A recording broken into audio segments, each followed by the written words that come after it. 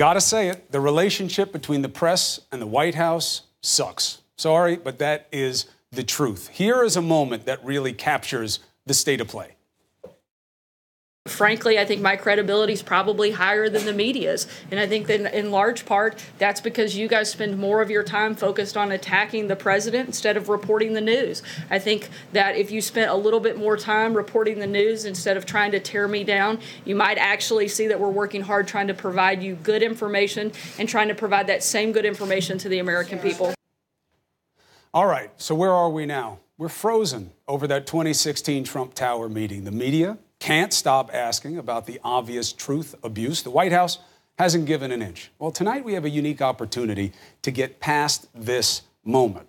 The most visible member of the administration outside of the president himself is Press Secretary Sarah Sanders, and she is here. Sarah, it is good to see you. Good to see you. I respect you taking the opportunity. Thank you. Thanks for being in D.C. Well, I came for you. What do you think about this as a positive pivot? Let's take a look at this situation and see if we can get to a place, mutual respect, both sides think credibility counts, and we move forward. What do you say? All right, we'll give it a shot. All right. Where is the sticking point? This meeting matters. You know it does. I understand the reference to counsel. I get it, not just because I'm an attorney. But you don't want to answer for the lawyers. You don't want to answer for an operation that you're not a part of. I get it. But you can answer for what you said. You don't have to refer to counsel to that. Sekulo's not your lawyer. He's the president's lawyer. You're saying he didn't dictate this. He did what any father would do. That turns out not to be true. You agree with that? Once again, I know I answered this question on Monday. I answered it on Tuesday. And I'm going to answer it the same way today, and you're probably not going to like it any more on Wednesday than it sounds like you liked it on Monday or Tuesday. But this is a legal matter, and the appropriate individuals to answer questions on a legal matter are the outside counsel, and I would direct you to them. And frankly, I did direct you to them, and you had them here on your set, and you asked them that question, and I'd refer you back to that statement. I get it. I didn't have them, but I understand what you're saying about CNN. Why is it a legal matter, what you said? Again, this is an illegal process, and I would refer you to the appropriate venue to answer questions on a legal back and forth, and that is the president's outside counsel, and that's who you should ask those questions of. If you guys want to talk about questions that have to do with White House policy and substantive policy, I'm happy to try to answer those and do the best I can to provide you that information. If you want to talk about things that don't have anything to do with me and that are the venue because of this is what you the said. Outside counsel, then that's who should answer those questions. I get it. I get that that's the answer, but you also get that it's unsatisfying. Right? That's why we're frozen. I don't understand having to answer the same question over and over and over again. Well, because again. You haven't answered it. That's why. In all due respect, it's because you didn't answer it. No, that's not true. I've answered it. You just didn't like the answer. And there's a big difference between me not answering it and you not liking the answer. There can be. No, fair point. There can be a difference. However, I don't know that there is here because this is about something you said. You could have said this then. When people asked you, hey, what Sekulo says, is it right? Why didn't you say then it's a matter for counsel? Again, I'm not going to get into a back and forth with you. I've addressed it. The outside counsel has addressed it. They've answered this question over the last couple of days, and I would refer you back to those comments. Let's look at it a different way. Do you wish that the White House had corrected the error between where it started and where it wound up with Sekulo in this letter sooner? I wish that we spent a lot less time focused on things the American people don't care about. I wish we spent a lot less time talking about this witch hunt and that we talked about things that impact everyday Americans. I wish we spent a lot more time talking about the economy. I wish that your network could spend a lot more time today covering a very important piece of legislation that the president signed when he spent a good bit of time this afternoon talking about the importance of Veterans Choice Act that he signed into law today. And your network didn't even take that. I wish those were the things that we spent time talking about. We didn't take the whole VA. I would love to spend some more time talking about that. We did take Kudlow's. whole symposium. A lot of people did not. And you have to make choices in this business. But and I understand if you guys didn't want to put the veterans as the choice that you made, and I think that's a sad decision that CNN made. Not what it's about. And I know that that's something that's important to you, and I think it's sad that we don't spend more time on those topics. You and I have had that conversation both on camera and off camera, and it's no different on camera than it is off with me. I think you know that, and that's why I think we should be talking about issues that people care about. Right, but credibility is something that people care about. The truth is what people care about. Nobody thinks, except really right now the president and maybe you in this moment, that this is a witch hunt. These are real questions. It's a real investigation. We've seen real indictments and lots of different threads to the story. But I understand that spin. The credibility of it matters. When something that appears to be a lie, because the idea that the president's lawyer doesn't know what his client's role was in the drafting of that response, it just strains credulity. Common sense tells you that can't be. And how do we know? Because it wasn't. Sekulow changed his story. The letter came out only when exposed. Why wasn't the story changed sooner? Again, that's a question you'd have to ask the outside counsel. I'm not going to have a legal conversation with you here. If you want to talk about issues, again, that matter to the American people, I'm happy to do that. But you really don't think this matters to the American people? I've answered this question multiple times, and no matter how many times I answer it for you, it's not going to change. It's the same one. Look, it's got to be frustrating for you. I'll try it one other way. It's got to be frustrating for me to answer the same question over and over again. To be put in a position where you can't answer it. You seem to be in a position where you feel that you are constrained to not be able to answer. We are purposefully walling ourselves off and allowing the outside counsel to do their job, and we're doing ours. But you did initially answer it, right? I did, and again, I referred you. No, I don't. But I'm starting to regret sitting here because Listen, I'm answering the same question. I wanted to give you a lot of chances at it because I think it matters. I think it hurts your credibility. I think it hurts the dynamic. But I gave you the opportunities. You made of them what you wanted. All right? It's not the only reason I brought you. I'm very comfortable with my credibility and the fact that I think by sitting here right now and taking questions from you shows the type of person I am, shows my effort to provide information, and frankly, to be in an environment that's not exactly friendly, that's not exactly one that I think a lot of people in my position would come and sit in, and I think that speaks a lot to my credibility. And if you want to focus on my credibility, I think that's something that you should certainly look at. I started the interview by saying, I respect you taking the opportunity. Let me ask you about something else that winds up becoming like a pattern of this. What the president called Spygate. All right? You've now had a list of people, including the Speaker of the House, Gowdy, Nunes, Burr, say, we looked at the information that is relevant. The FBI did nothing wrong. It's time for the president to stop saying that the FBI spied on him wrongly. Look, the president's got some real concerns. We know that the FBI certainly participated in a number of things that I think, frankly, the American people are concerned about, not just the president, and we think they should be looked at, and that's what's taking place. Right, but he keeps saying it like it may have happened, and these people from your own party have looked at it and said it didn't happen. The president feels strongly about this and that it should be fully looked at, and I think he's got some real reasons to be concerned.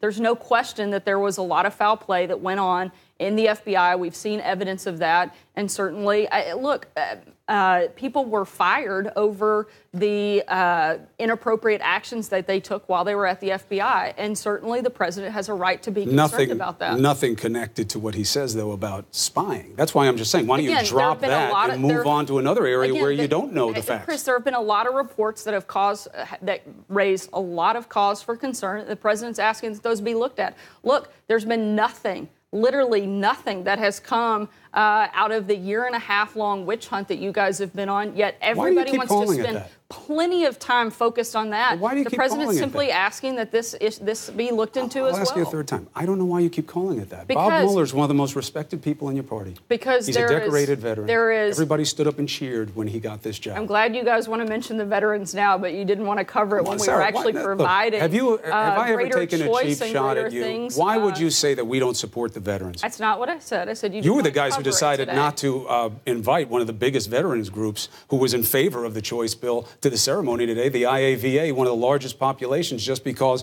they haven't been as affectionate to the Trump administration. We wouldn't have known that they weren't there based on the coverage by CNN today. No, but I'm saying, look, I think that we have a very strong case to make that we cover veterans' issues as well or not better than anyone.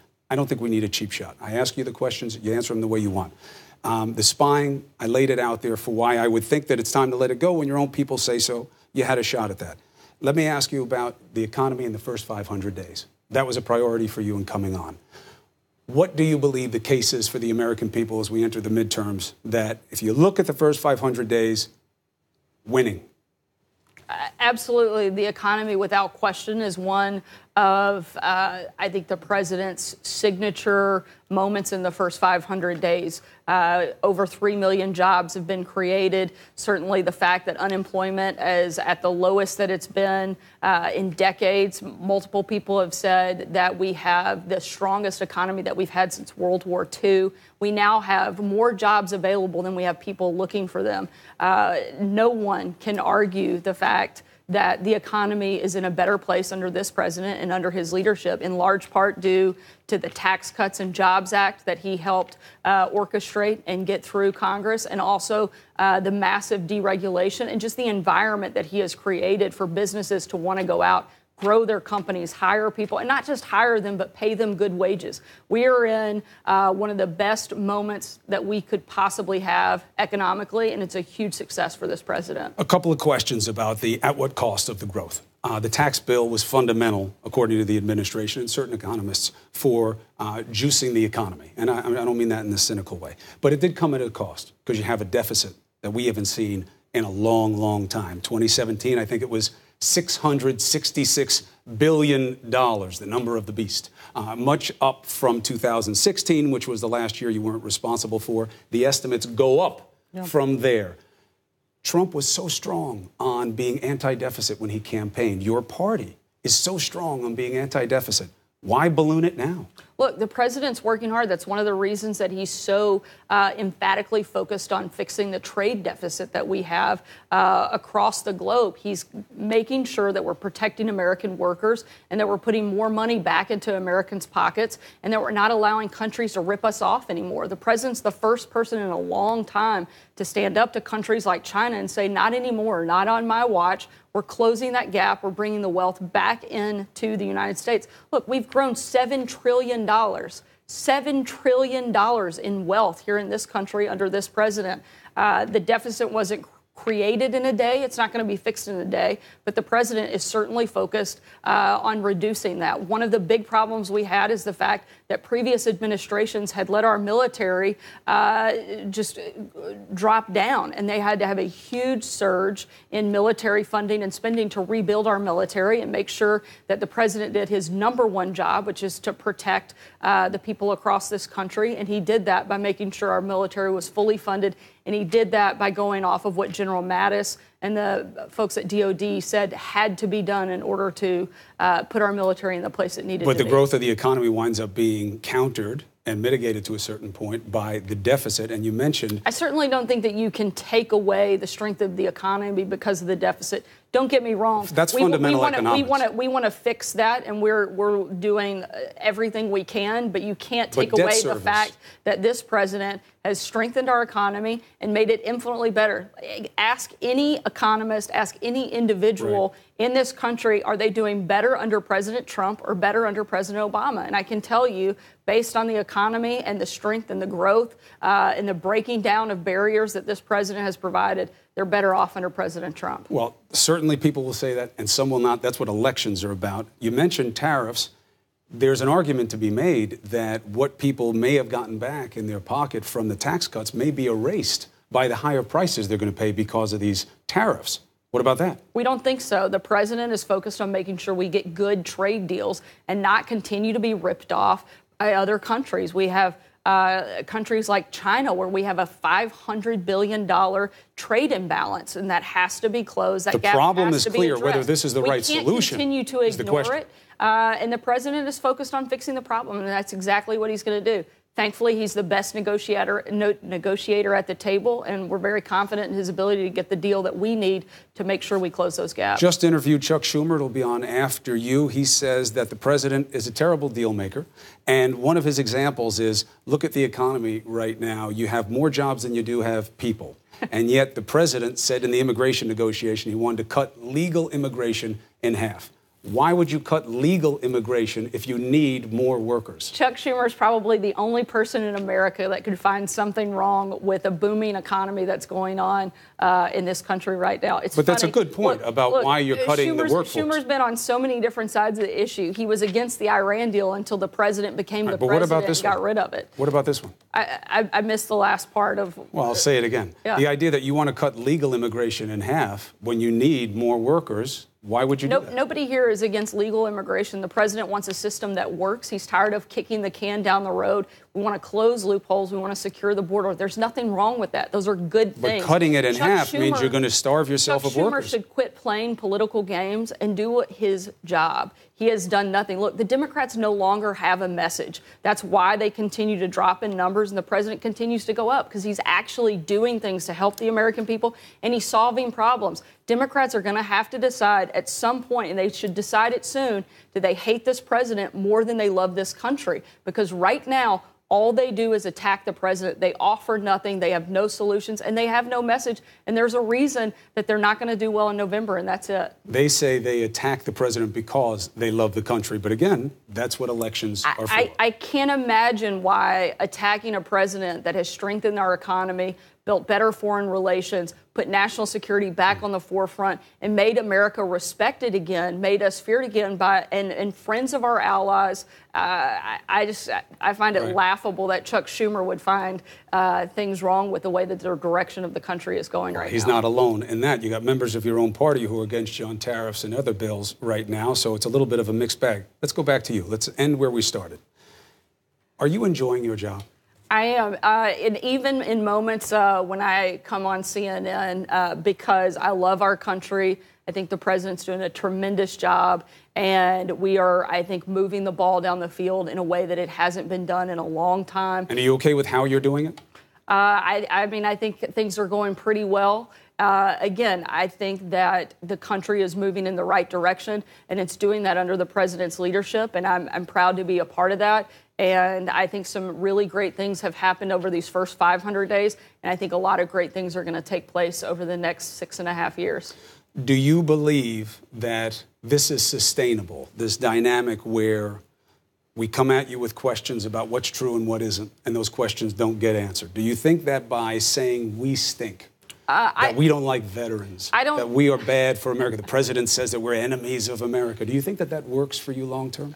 Look, what I think is important to remember is that you guys get to ask the questions, but you can't always complain about the answers. You constantly ask the same question over and over and over again. That's the job. And expect different answers. That's the job. And then get mad when the answers don't change. No, the job is to get information and report the news. Unfortunately, you guys quit reporting the news. When I can read a news story and I have no idea what side of the story the reporter is on, that's a good news story. You'll be hard-pressed to find a lot of news that looks like that That anymore assumes that the story is completely even-handed, that one side isn't one more right than other, that something isn't demonstrably true, no, your that job everything isn't is unknown. The news That's isn't not the opinions. truth. The news isn't an opinion. Of course the news isn't an opinion. The news is reporting facts and letting other people make the decision That's about right. how they feel about it. And if you won't answer the questions, Sarah, how can people do that? I answer questions all day, every day. And it's what I spend every minute of the day I know doing. you do. That's why I'm sitting here at 9 o'clock at night answering questions to you. But you have to understand the dynamic on the other side. This is where we'll leave this. Let me tell you what it's like on the other side, okay? I haven't sat here and told you that you hate veterans. I didn't say that. Yeah, either. Sure, you did. You did it in a little bit more polite way. But the president actually, says Chris, horrible things about how we do the job Chris, all the time, and then you complain about having a critical press. I find it absolutely laughable that you would say to me that you're upset that the president says you guys do a tough job. I'm telling you that you're asking for scrutiny. On this network alone, I've been called useless and so many other outrageous names. By me? No, I'm just saying in general. But not by me. You got to take each as its hope own. Not. Right? I don't I'm know. not holding you accountable for everything the president says. No, but right? you're taking things that I've said completely out of context. The veteran thing was a cheap shot. I know where you were going with it. I'm just saying it doesn't make it a healthy dynamic. It was a fact that you guys did not cover this topic. We cover veterans all the time. In a way that I felt like was important today. I brought you on here because you said you wanted to talk about 500 days and we would handle the news a day. Did I keep my word? For the most part. I mean, a lot more on, the back and forth versus the 500 days. It would have gone like this if you'd answered the question. But I get that it'd be hard for you to spend a lot of time talking about the president's successes, of which there are many, and maybe we'll have a chance to do that again at some point. The job, as you know, anytime you want. Let's end it on that. All right. Anytime you want to come on to address what's important to the American people, you got a spot right beside me. All right. Thanks. Sarah Sanders, thank you very much.